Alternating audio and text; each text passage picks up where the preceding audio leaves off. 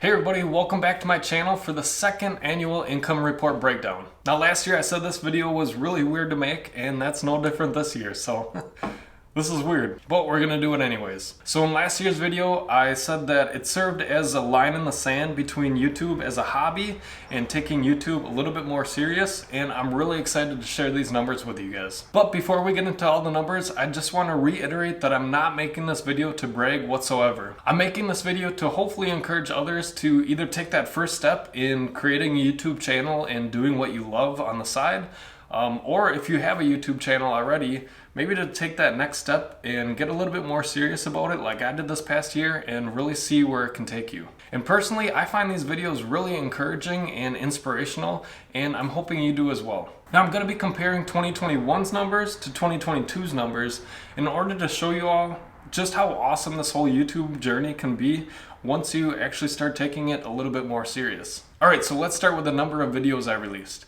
So in 21, I released 9 videos, and in 22, I released 20 videos, so more than double the amount of videos. So that was something I didn't really mention in last year's video, in that I knew that I wanted to increase the number of videos that I put out. I knew I couldn't do a video every other week, so 24 videos in a year, but I also knew that I could do probably a little bit more than a video a month. So I kind of split the difference and decided on 18 videos in total for the year.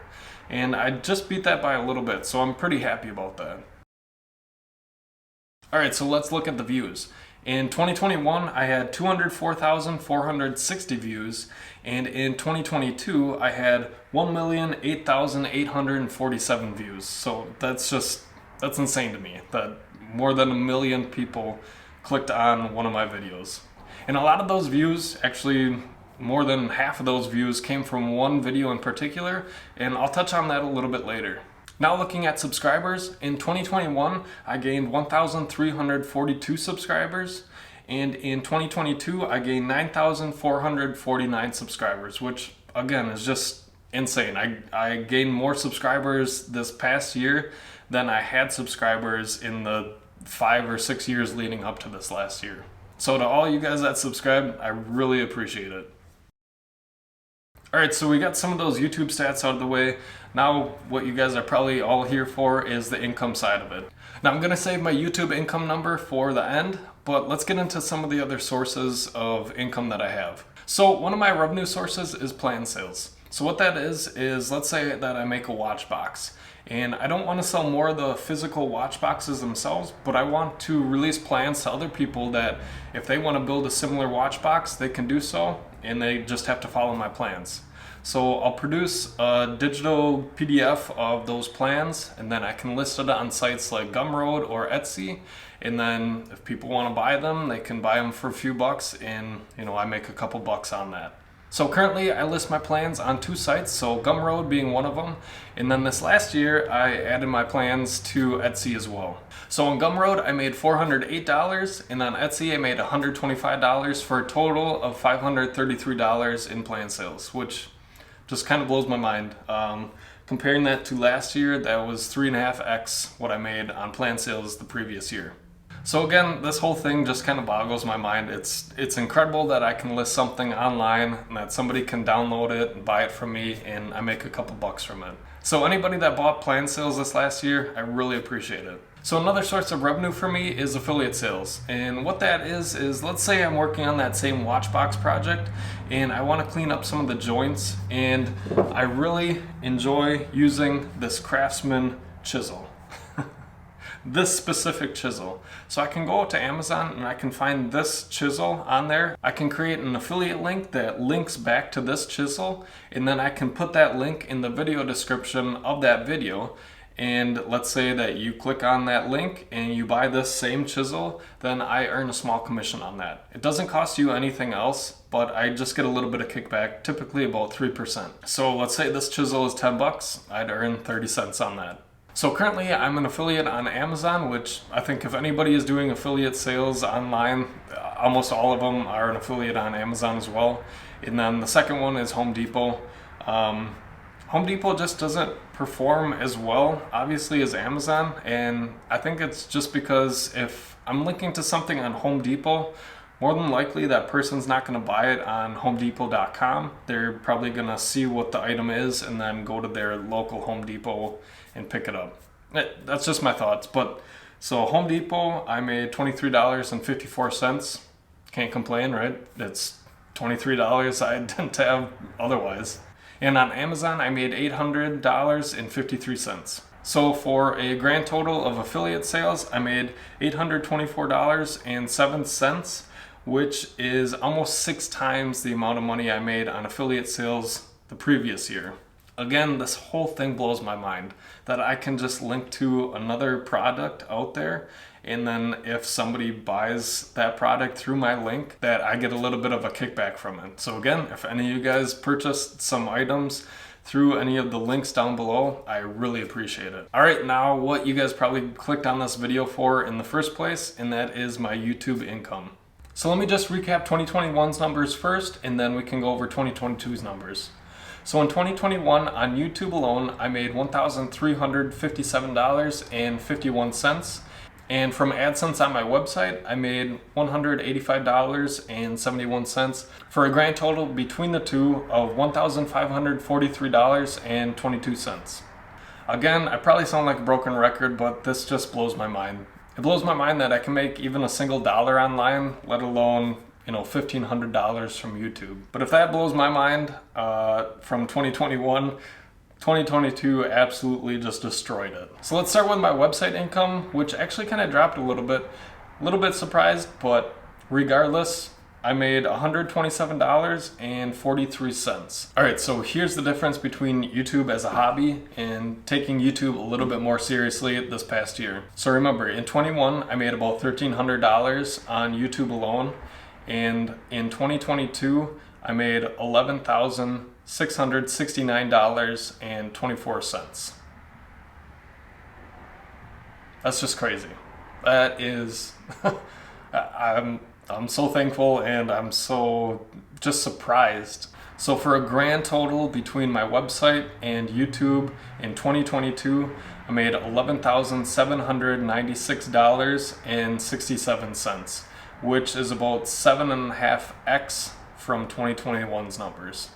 I'm actually a little bit speechless because this is just an incredible amount of money to me to be able to earn online, and it just really gets my gears going as far as how far I can take this. Like, what does the future bring for this? And it just really gets me excited, honestly. So for a grand total between all my revenue sources online for 2022, I made $13,153.74, which is a 7x on my income total from 2021.